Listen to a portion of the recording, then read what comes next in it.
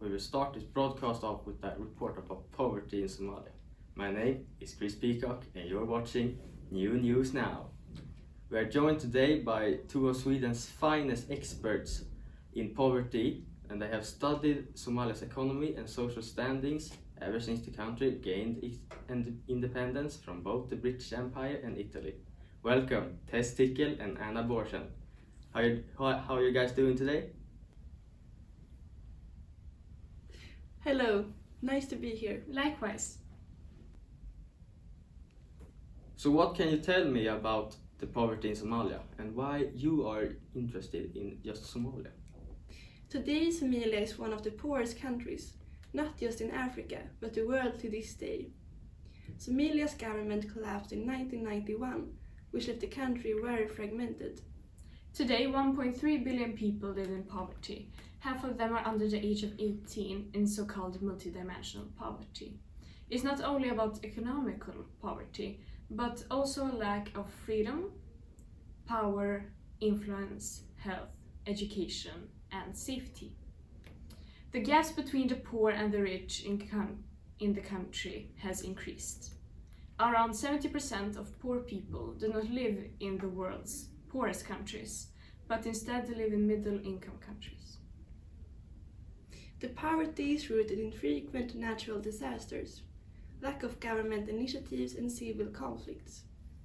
There has been conflicts between clans, both territorial and for two basic resources, water and food. Because of the poverty, the mortality rate is very high in Somalia. People die out of hunger, poor sanitation and no access to water. The numbers indicate that the life expectancy rate is at 57 years old. And the children, how are they affected by the extreme poverty? The Somalian children are most exposed.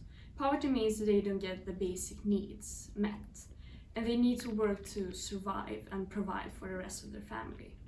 The human rights are offended and irrelevant at this stage. Save the Children is an organization that is working on helping poor countries and educating children. They are working with healthcare, agricultural support, and they give money to families who need economic support. They are focusing on educating the children and believe that education is the cure for extreme poverty. The government is even letting go of some charges and unnecessary debts to help the people who are struggling to pay their bills. Alright then. Finally, what initiatives are being taken today? Progress is being made to help Somalia get out of extreme poverty. Infrastructure and security are being provided by more stable government and outside support by the UN. The government is taking initiatives to help mitigate facts about poverty in Somalia. There has even been an increase in foreign dollars coming into Somalia. All of this should with time bring a brighter future for the country.